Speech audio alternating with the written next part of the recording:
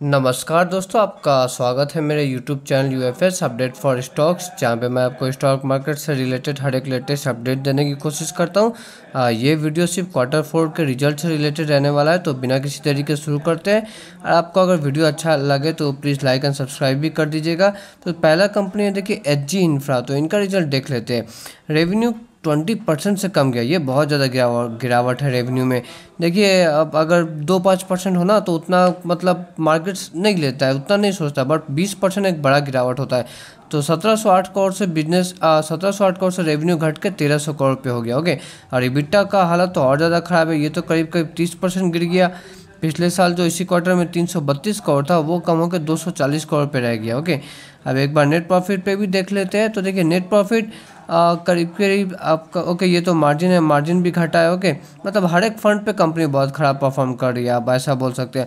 और net profit भी 22% गिर के 147 करोड़ हो गया, जो कि पिछले साल इसी क्वार्टर में 190 करोड़ का था। ओके, आते हैं नेक्स्ट कंपनी पे जो कि मैनकाइंड फार्मा। तो मैनकाइंड फार्मा का रेवेन्यू देखिए। ओके, तो रेवेन्यू तो बहुत अच्छा ग्रोथ हुआ है। ओके, 2400 करोड़ से बढ़ के 3080 करोड़ ऑलमोस्ट हो गया, लेकिन एक्सपेक्टेशन और ज़्यादा था। तो लेकिन बहुत भी ज़्यादा दूर नहीं है कंपनियों के, बस थोड़ा सा के लिए ही अपना एस्टिमेट को नहीं बीट कर पाया।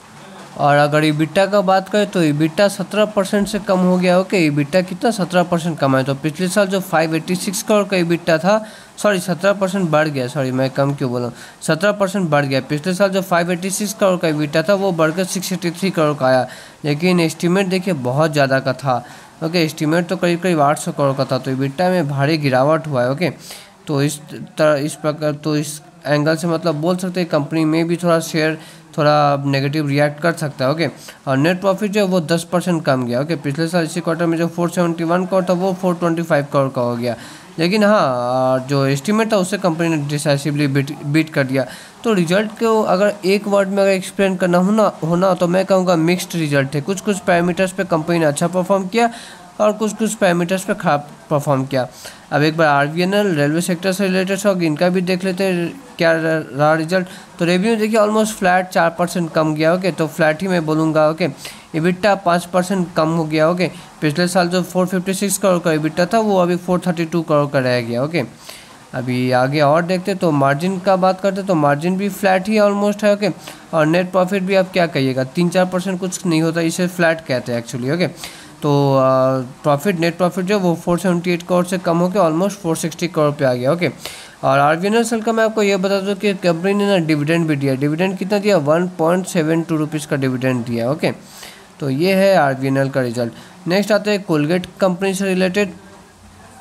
तो इनका रेवेन्यू देखिए, रेवेन्यू फिर से वही फ्लैट की तरह ही है, 1.9% कम गया, मतलब फ्लैट ही मैं बोलूँगा।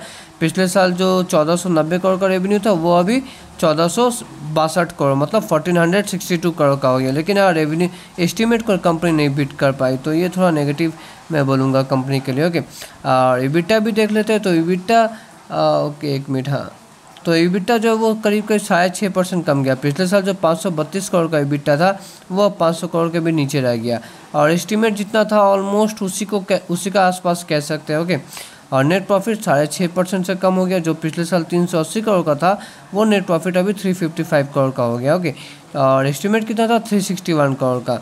तो मतलब स्लाइट हल्का नेगेटिव रिजल्ट कहा जाएगा। ओके, एक बार और हाँ एक मिनट मैं आपको बता दूँ, ये कंपनी डिविडेंड भी दी है, ठीक है। और डिविडेंड दिया कितना का है कोलगेट ने, तो देखिए डिविडेंड कंपनी ने ना 27 रुपये का एक डिविडेंड दिया है, ठीक है। तो इसका तो हो गया। क्या बात है नेक्स्ट कंपनी पे जो कि इरकॉन, ये भी एक रेलवे से रिलेटेड कंपनी। तो देखिए यहाँ पे भी रेवेन्यू जो 11% डाउन देखा गया। जो पिछले साल 3649 करोड़ का रेवेन्यू था, वो अभी डाउन होकर 3243 करोड़ का हो गया। ओके, और इबिट्टा का देख लीजिए, तो इबिट्टा तो बहुत खतरनाक लेवल पे गिरा है। पिछले साल जो 247 करोड़ का था, वो अभी 133 करोड़, करीब आधा बोल ही सकते हैं। ओके, तो आधा से थोड़ा ज़्यादा है, बट हाँ अच्छा खासा गिरावट हुआ है इबिट्टा में। ओके, अब एक बार नेट प्रॉफिट भी देख लेते हैं। तो नेट प्रॉफिट अगर रेवेन्यू ही कमेगा, इबिट्टा ही कमेगा, तो नेट प्रॉफिट में क्या एक्सपेक्ट करते हैं, वो भी कमेगा ही। तो करीब 24% कम हो गया। ओके, पिछले साल जो 286 करोड़ का था, वो अभी कम होकर 218 करोड़ का हो गया। कंपनी ने 1 रुपये का एक डिविडेंड भी दिया है, ठीक है। आते हैं नेक्स्ट कंपनी पे जो कि एस्ट्रल लिमिटेड। तो एस्ट्रल का रिजल्ट देखिए, पहले रेवेन्यू की बात करते हैं तो रेवेन्यू जो है ये बढ़ गया, अच्छा बात है। ओके, रेवेन्यू बढ़ गया कितना, 1681 करोड़ आया, जो कि पिछले साल इसी क्वार्टर में 1625 करोड़ था। ठीक है, तो पिछले साल का भी रेवेन्यू को कंपनी ने बीट किया है, और जो एक्सपेक्टेशन जो एस्टिमेट है उसे भी कंपनी ने बीट किया। ओके, तो ये तो अच्छा बात है। ओके, और आगे देखते हैं EBITDA फंड पे देखते हैं तो कंपनी का EBITDA देखिए 3.6% से बढ़ गया। पिछले साल जो 291 करोड़ था वो अभी बढ़ के 301 करोड़ हो गया। ओके, और एक्सपेक्टेशन कितना था, 290 करोड़ का था, तो एक्सपेक्टेशन को भी कंपनी ने बीट किया, और जो आपका पिछले साल का है उसे भी कंपनी ने बीट किया। एक बार नेट प्रॉफिट भी देख लेते हैं तो नेट प्रॉफिट 1% सिर्फ डाउन है। ओके, तो 1% डाउन मतलब इसे फ्लैट ही कहना चाहिए। ओके, तो 181 करोड़ का जो पिछले साल का प्रॉफिट था वो अभी कम होकर 179 करोड़ हो गया, लेकिन फिर भी एस्टीमेट को कंपनी ने बीट किया है। देखिए, ये कंपनी का शेयर प्राइस ना अभी भी ना टॉप लेवल से बहुत डाउन है, करीब करीब आई थिंक 40-45% करीब डाउन है। तो ऐसा कंपनी जब फ्लैट भी रिजल्ट भी देती है ना तो इसे थोड़ा पॉजिटिव भी माना जाता है। ठीक है, हालांकि फ्यूचर का जो गाइडेंस है उस पर भी डिपेंड करता है, वो कौन कौन में पता चलेगा। ओके, अब आते हैं लास्ट कंपनी के जो कि है इंडिगो। तो इंडिगो कंपनी का भी रिजल्ट देख लेते हैं एक बार। ओके, एक मिनट। तो हाँ, तो रेवेन्यू देखिए, रेवेन्यू कैसा रहा, तो रेवेन्यू बहुत अच्छा बढ़ा, 24% बढ़ गया। ओके, रेवेन्यू 24% से बढ़ गया। पिछले साल जो 17,825 करोड़ का रेवेन्यू था वो अभी 22,151 करोड़ का हो गया। रेवेन्यू कितना था, 21,887 करोड़ का, तो एस्टिमेट था ये। ओके, तो कंपनी ने एस्टिमेट को तो अच्छा से बीट किया। ओके, अब थोड़ा और कुछ फंड पे देखते हैं रिजल्ट, तो EBITDA देख लेते। ओके, एक मिनट।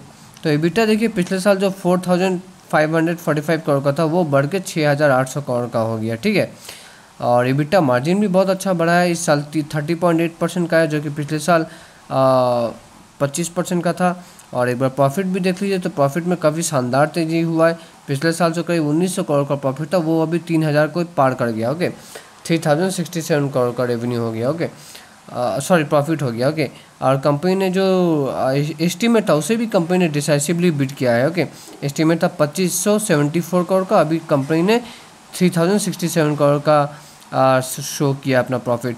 तो काफ़ी अच्छा मैं बोलूँगा रिजल्ट इंडिगो ने। अब मतलब मैंने जितना कंपनी आपसे डिस्कस किया इस सभी में तो इंडिगो ने सबसे अच्छा परफॉर्म किया, और सेकंड नंबर पे मैं बोलूँगा एस्ट्रल ने भी ठीक ठाक परफॉर्मेंस दिया है।